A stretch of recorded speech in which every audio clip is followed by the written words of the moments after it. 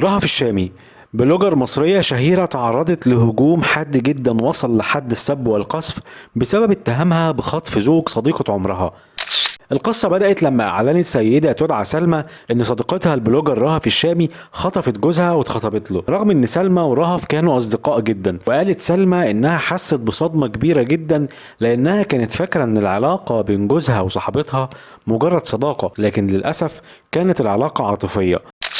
سلمى قالت ان رهف حضرت فرحهم من 5 سنين، لكنها بعد كده اكتشفت ان العلاقة بينهم عاطفية جدا، واشترطت رهف على الزوج ان هو يطلق سلمى قبل ما يرتبط بيها، ووافق الزوج بالفعل، طلق مراته ام ابنه وخطب صاحبتها. قالت سلمى كمان ان البلوجر رهف كانت بتقرب منها مش علشانها لكن علشان تخطف جوزها.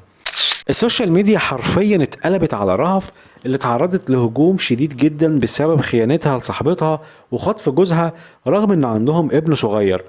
لكن رد رهف على القصة دي كان صادم ومليء بالمعلومات الغريبة جدا. رهف قالت انها مخطوبة اصلا للراجل ده من 10 سنين. طب ازاي سلمى كانت متجوزاه وازاي رهف حضرت فرحهم من 2 تقريبا رغم انها بتقول انهم مخطوبين من 10 سنين؟ الصدمة بقى كمان ان رهف اتهمت صاحبتها بانها هي اللي خطفته منها مش العكس، وقالت هو شافني وحبني واتقدم لي من 10 سنين، بس الشيطان لما يتجسد في صورة انسانة ويتفنن في التوقيع بين البشر علشان عينه منه. وقالت ان سلمى كانت جارتها واخت صاحبه لكن مش صاحبتها زي ما سلمى بتقول. اذا في روايتين، واحدة بتقول انهم اصحاب والتانية بتقول مش صاحبتي ولا اعرفها.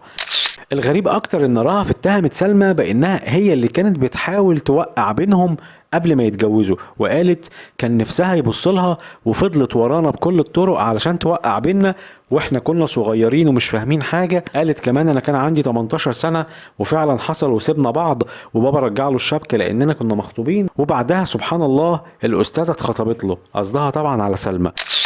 وقالت كمان انا بعدت عنه نهائي لمدة 1.5 سنة او 2 تقريبا، واتكلمنا بس لما عزمني على فرحه، طبعا فرحه على سلمى، وكان وقتها اول مرة في حياتي اشوف الاستاذة. وقالت ان سلمى جريت عليها وقالت لها انا بحبك قوي ومتابعاكي وكل اصحابي وقرايبي بيحبوكي.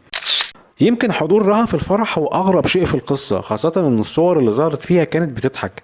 ردت رهف على الجدل ده وقالت انا رحت الفرح علشان اكسر جوايا اي مشاعر ناحيته، وقالت من يوم الفرح ولمدة 5 سنين وانا معرفش عنه حاجة، وكانت الاستاذة بتكلمني كل فترة علشان اعمل لها اعلان على صفحتي. ختمت رهف ردها الطويل جدا في القصة الغريبة وقالت انا عشت حياتي وارتبطت وسافرت واتخطبت وسبت وكملت دنيتي عادي لغاية شهر 10 كلمني فيه ورجعنا لبعض بعد ما خلص موضوعه تماما بالورقة والقلم وبالقانون. بعد ما تعاتبنا على السنين اللي فاتت اكتشفنا اللي هي اللي وقعت بينا وهي اللي بوظت خطوبتي. رهف كمان اتهمت سلمى بانها مجنونة وقالت انها بتفضل تكسر في البيت، ومرة ضربت ابنها بفازة على راسه وفتحت دماغه وجريوا بيه على المستشفى.